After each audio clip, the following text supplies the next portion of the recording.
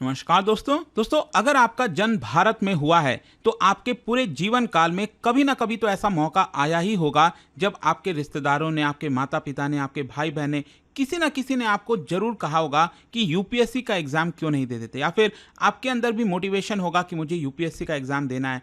और इस चक्कर में अगर आप देखेंगे तो देश के लाखों एस्पिरेंट्स यूपीएससी का एग्जाम हर साल देते हैं, तैयारी करते हैं, मतलब अपने जीवन का गोल्डन टाइम कहीं ना कहीं वो देते हैं यूपीएससी के लिए। लेकिन हम सब जानते हैं रियलिटी क्या है। रियलिटी यह है कि सीट्स बहुत लिमिटेड है। आईएएस का ही सीट ले लीजिए, अगर आपको एज अ जनरल कैटेगरी के तौर पर आईएएस चाहिए तो टॉप 70 टू टॉप 80 का रैंक आपको चाहिए होता है, तब आपको आईएएस की पोस्ट मिल पाती है।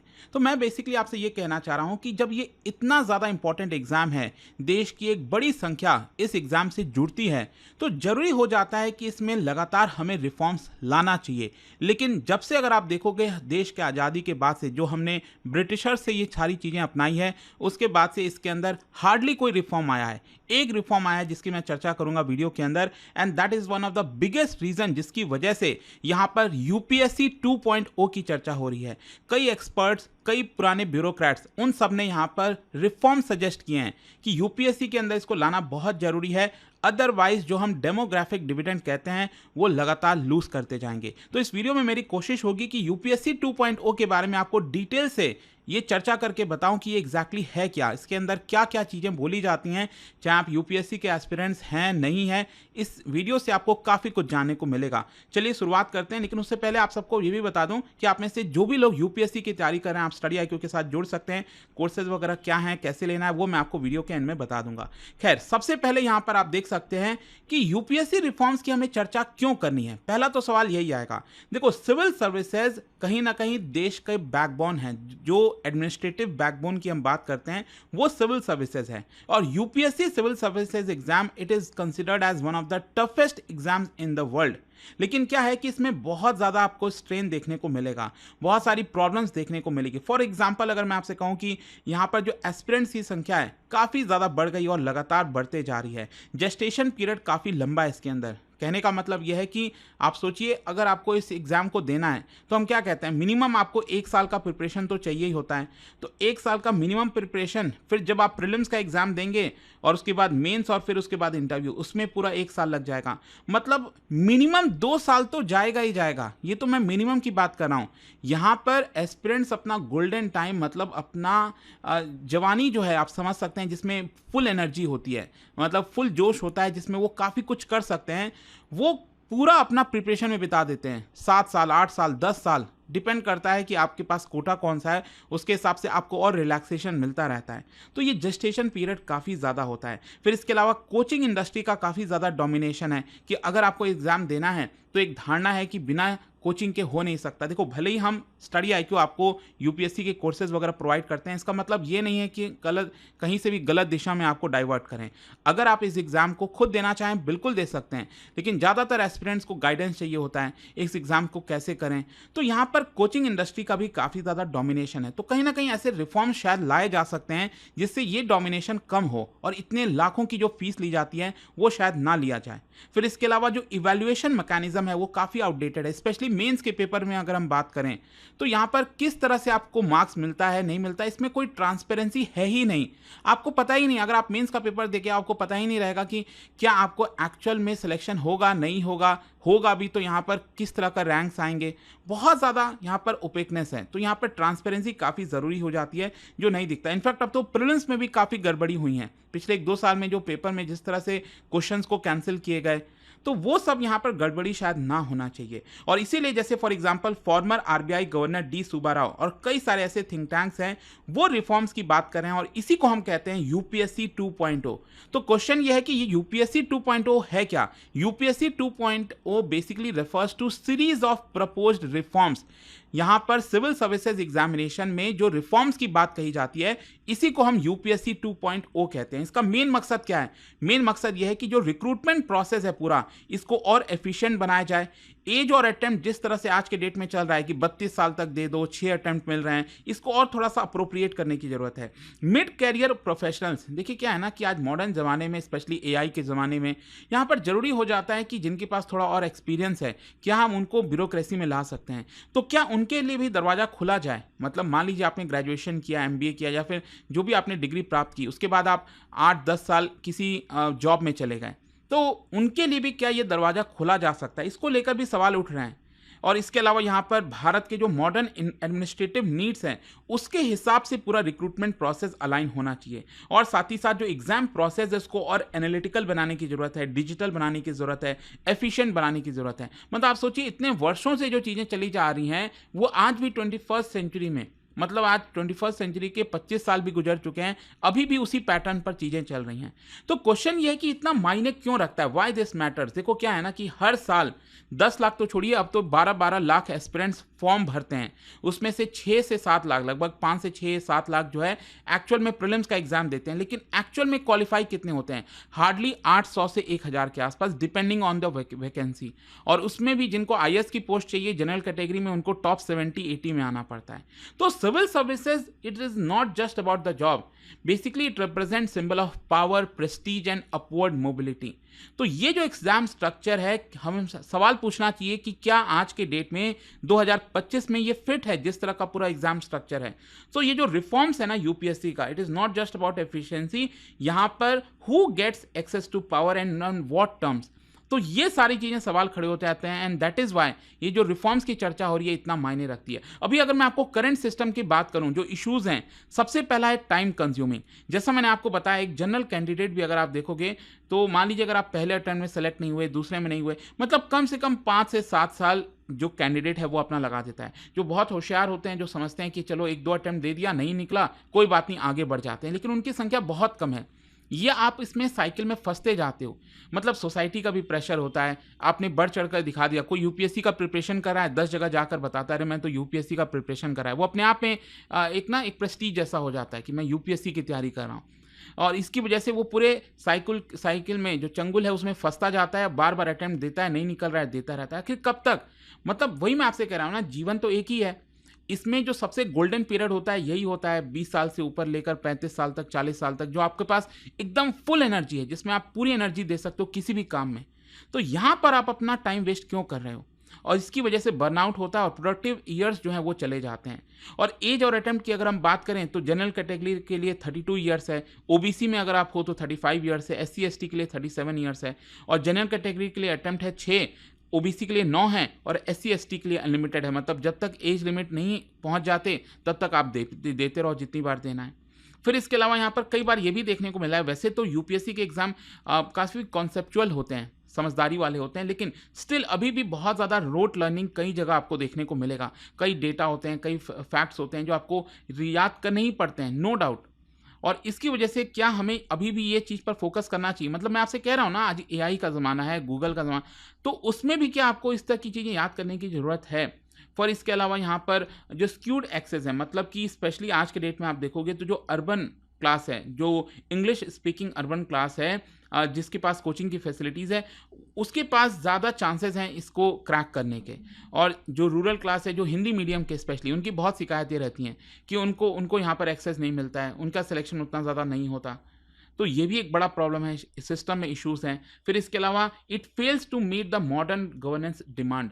जो आज के डेट में डिमांड चाहिए, जो पैटर्न है वो तो तब से चलता आ रहा है, क्या वो पैटर्न से हम आज के एडमिनिस्ट्रेटिव डिमांड्स को मीट कर पाएंगे?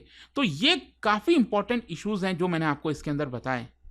और अब मैं अगर आपको थोड़ा सा इतिहास में ले जाऊं कि यहाँ पर जो रिफॉर्म्स हैं, जो यूपीएससी है, इनफैक्ट ब्रिटिशर्स के टाइम में इसको इंडियन सिविल सर्विसेज आईसीएस जो कहा जाता था, तो वो कब से स्टार्ट हुआ? मैकुले के समय से। आप सब जानते होंगे, अगर आपने से जो भी लोग तैयारी कर रहे हैं, आपने पढ़ा भी होगा 1854 में मैकुले ने क्या किया था, जो इंडियन सिविल सर्विसेज है उसको इंडियंस के लिए ओपन किया था। पहले तो ये इंडियंस के लिए था ही नहीं, और ओपन भी किया तो ये ऑन द पेपर ही था, क्योंकि इतना ज़्यादा टफ था। आप सोच के देखो, इनफैक्ट अगर आप देखोगे जो 1876 है, इसमें एज लिमिट को कम करके 19 कर दिया गया। नाउ जस्ट इमेजिन, 19 ईयर्स तक ही आप एग्जाम दे सकते हो। ये तो कुछ ज़्यादा ही हो गया ना। आज के डेट में हमने क्या किया है, जो एज लिमिट है उसको एकदम बढ़ा दिया है, 32 ईयर्स तक ले गए हैं, और उस समय ये था आपका सिर्फ 19।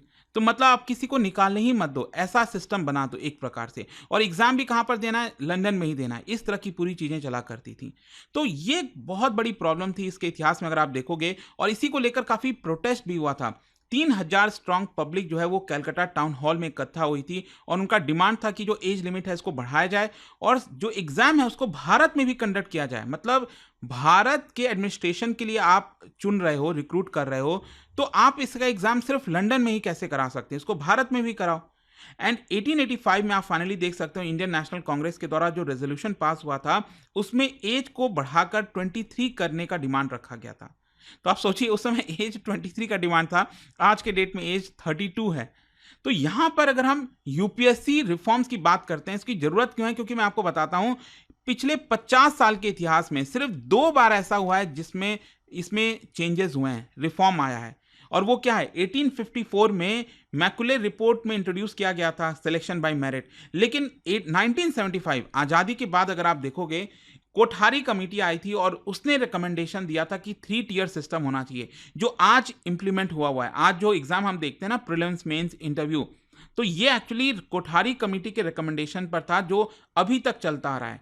और इसमें इश्यूज वही मैंने आपको बताया, जेस्टेशन टाइम काफ़ी ज़्यादा है, कोचिंग डिपेंडेंसी हो जाती है, लेट एंट्री एज होता है क्योंकि एज लिमिट काफ़ी बढ़ा दिया गया है, स्किल मिसमैच है यहाँ पर मॉडर्न गवर्नेंस से। तो डी सुब्बाराव का कहना है कि अगर मान लो कोई 10 ब्राइट ग्रेजुएट्स हैं और उनका 5-5 साल चला जाता है हर एक किसी का, तो मतलब देश के लगभग 50 साल टैलेंटेड जो आवर्स हैं वो आपके चले गए, वो देश को नहीं मिल पाया, क्योंकि वो कैंडिडेट ने तैयारी में पूरा बिता दिया। और इसमें भले ही आप कितने भी बड़े कैंडिडेट क्यों ना हो, कितने भी टैलेंटेड क्यों ना हो, जरूरी नहीं है कि यहाँ पर आपका सिलेक्शन हो पाएगा।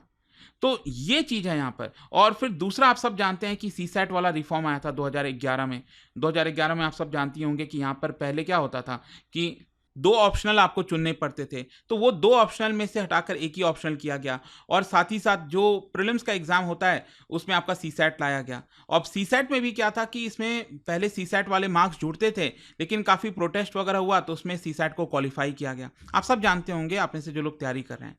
तो यहाँ पर अगर हम थोड़ी सी इसकी जर्नी की बात करें, अगर आप देखिए, पब्लिक सर्विसेज कमिटी बनाई गई थी, मतलब कई सारे रिफॉर्म सजेस्ट किए गए थे, लेकिन वो कभी इंप्लीमेंट ही नहीं हो पाए। For example, public service committee में 1955 में एज लिमिट रिकमेंडेशन रखा गया था 21 से 23। फिर कोठारी कमेटी ने जो आपका लागू हुआ था ये 3 टियर सिस्टम, इन्होंने रिकमेंड किया था कि 26 वर्ष होना चाहिए। सतीश चंद्र कमेटी 1989 ने रिकमेंड किया 26 वर्ष होना चाहिए। योगेंद्र अलग ने कमिट किया 2001 में 26 वर्ष होना चाहिए। पीसी होता ने कमिट किया 2004 में कि 24 ईयर्स होना चाहिए। सेकेंड एआरसी में 2008 में बोला गया था 25 साल होना चाहिए एज लिमिट। यहां पर जैसा मैंने आपको बताया कि 2014 में स्टूडेंट्स के द्वारा प्रोटेस्ट किया गया था, उस समय यूपीए की सरकार थी और उसमें चेंजेस किया गया, और यूपीए ने उल्टा क्या किया, यहां पर जो एज लिमिट है उसको बढ़ाकर 32 साल कर दिया। एंड आयरनी यह है कि अरुण निगावेकर कमिटी, जिन्होंने यहां पर पूरा रिफॉर्म सजेस्ट किया था, जिनकी वजह से ये जो पूरा प्रोटेस्ट हुआ जिस रिफॉर्म्स को लेकर, उन्होंने खुद यहां पर 25 साल बोला था एज लिमिट, लेकिन यहां पर अल्टीमेटली सरकार इसको 32 वर्ष कर देती है। तो क्वेश्चन ये है कि हमें क्या फिक्स करने की जरूरत है। देखो, प्रॉब्लम टैलेंट की नहीं है, प्रॉब्लम है सिस्टम में सुधार लाने की। प्रॉब्लम इज अ सिस्टम जहां पर कोचिंग को फेवर ना मिले बल्कि क्यूरियोसिटी को फेवर मिले। यहाँ पर पुअर इंग्लिश बैकग्राउंड के लोगों को पिनलाइज ना किया जाए। यहाँ पर जो टेस्ट है वो मगिंग से ज़्यादा माइंडसेट की तरफ फोकस हो। एग्जाम का स्ट्रक्चर एलिमिनेशन सेंट्रिक से ज़्यादा इवैल्यूएशन सेंट्रिक होना चाहिए। अभी तो क्या है कि इतने लाखों बच्चे एक साथ यहाँ पर फॉर्म भरते हैं, जिसकी वजह से प्रीलिम्स का एग्जाम होता क्या है, बेसिकली एलिमिनेशन मेथड है ना, कि आप एक बार में ही मतलब लाखों बच्चों को हटा दे रहे हो, एलिमिनेट कर दे रहे हो। तो ये आपका क्राइटेरिया हो गया है आज के डेट में। इस तरह के क्वेश्चंस आते हैं कि ज़्यादा से ज़्यादा लोग उसको मिस्टेक करें, कम ही करेक्ट कर पाएं। तो हमें उससे आगे बढ़कर इवैल्यूएशन सेंट्रिक की तरफ जाना चाहिए। एज अटेम्प्ट में हमें फोकस करना है कि यहाँ पर कैसे, जिस तरह से बच्चा फंसा रहता है, लगातार पेपर पे पेपर दिया जा रहा है, हर साल नहीं निकल रहा है, तो कैसे उसके यूथफुल एज को हम बचा सकते हैं। साथ ही साथ रिफॉर्म्स ऐसा लाया जाए जहाँ पर मार्जिनल कम्युनिटीज़ को इग्नोर ना किया जाए, उनको इंक्लूसिव बनाया जाए। तो गोल ये है कि don't let youth rot in preparation mode, मतलब आप युवा को प्रिपरेशन मोड में सड़ने मत दो। Make them pivot early. अगर उसका नहीं हो रहा है सिलेक्शन तो तुरंत वो चेंज करे अपना करियर पाथ। सिस्टम को फिक्स करने की जरूरत है, ये बहुत ज्यादा इंपॉर्टेंट हो जाता है। तो क्वेश्चन ये है कि यहाँ पर कौन से प्रपोज्ड किए गए हैं रिफॉर्म्स। सबसे पहला एज लिमिट, जैसा मैंने आपको बताया कि अपर एज लिमिट को कम करने की जरूरत है, नंबर ऑफ अटेम्प्ट्स को यहाँ पर कम करने की जरूरत है, स्किल के ऊपर ज्यादा फोकस करने की जरूरत है, मतलब कॉन्सेप्चुअल अंडरस्टैंडिंग असेसमेंट में आपका लाना चाहिए। मिड कैरियर रिक्रूटमेंट, मैंने आपको बताया ना, कोई अगर जॉब करने लगा है अपने ग्रेजुएशन के बाद तो 8-10 साल के बाद तो कुछ ऐसा सिस्टम लाया जाए कि उसकी एंट्री पॉसिबल हो सके, क्योंकि उसके पास बहुत सारा एक्सपीरियंस होगा। वो सरकार में अभी तो क्या है, बस आप कॉलेज खत्म कर रहे हो, डायरेक्टली यूपीएससी में चले जा रहे हो, आपके पास कोई एक्सपीरियंस है ही नहीं।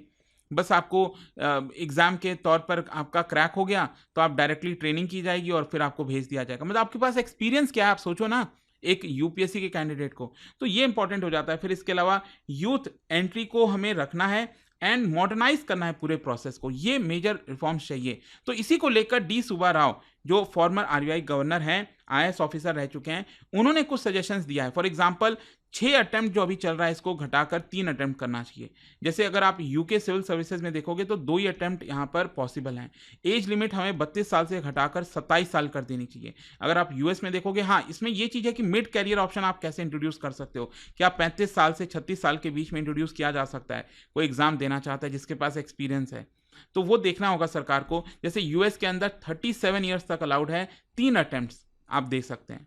तो ये जो डी सुब्बा राव जी के द्वारा प्रपोजल लाया गया है, इसका एक्सपेक्टेड आउटकम क्या हो सकता है। क्या है कि अगर आप एनकरेज करोगे अर्ली जाने में तो यहाँ पर प्रिपरेशन पर पूरा प्रॉपर फोकस हो पाएगा। यहाँ पर जो एडमिनिस्ट्रेटिव फ्रेशनेस आपको देखने को मिलेगी। बेसिकली क्या होता है ना कि एडमिनिस्ट्रेशन के अंदर जब आप ग्राउंड लेवल पर जाते हो, एसडीएम के तौर पर, डीएम के तौर पर काम करते हैं ग्राउंड लेवल पर, तो आपके अंदर एनर्जी होनी चाहिए, मतलब वो जज्बा होना चाहिए काम करने का। अभी क्या है कि आप 30-32 साल में एग्जाम क्रैक कर रहे हैं, 32 साल की एग्जाम क्रैक करके आप सोचिए आप जा रहे हो ट्रेनिंग करने, फिर उसमें 2 साल चला जा रहा है आपका, 1-2 साल, फिर उसके बाद आपको कुछ सीखने में चल रहा है। मतलब 35 से 40 साल की उम्र में से तो आप काम करना स्टार्ट कर रहे हो, तो आप किस तरह से फोकस कर पाओगे, वो आपके अंदर एनर्जी नहीं रहेगी ना। तो यही कहा जाता है कि या तो स्टार्टिंग में ही आपका सिलेक्शन हो जाए, वहां पर आपके पास सीखने को काफ़ी समय होगा, और जब तक आप 30 साल के होगे आपके पास काफ़ी एक्सपीरियंस भी आ जाएगा, उसमें एनर्जी भी रहेगी और आप देश को अच्छे से सर्व भी कर पाओगे। मतलब सरकार जो चाहती है ग्राउंड लेवल पर इंप्लीमेंट करना, वो यहाँ पर अब आप कर पाओगे। तो free up candidates for other opportunities. Starting में अगर उसका सिलेक्शन हो रहा है तो हो रहा है 25, 26, 27 साल तक, अदरवाइज उसको कहो कि भैया आप दूसरे चीज़ों में लगो, यूपीएससी छोड़ दो। ऐसा थोड़ी है कि यूपीएससी हुआ तो ही आपकी जीवन है, उसके अलावा कोई जीवन नहीं है। क्या हर कोई यूपीएससी में की वजह से जी रहा है? ऐसा थोड़ी है, राइट। तो चैलेंजेस भी आप देखो, ऑब्वियस सी बात है, कई चैलेंजेस हैं रिफॉर्म्स को लेकर। जैसे अगर आप ऐसा करते हो तो काफ़ी प्रोटेस्ट भी होगा एस्पिरेंट्स की तरफ से। यहाँ पर जो वोटिंग ब्लॉक्स है, क्योंकि ये पॉलिटिकल मुद्दा हो जाता है ना कि भाई वोट नहीं मिलेगा हमें, तो ये भी है, इसकी वजह से कोई इसको टच भी नहीं करना चाहता।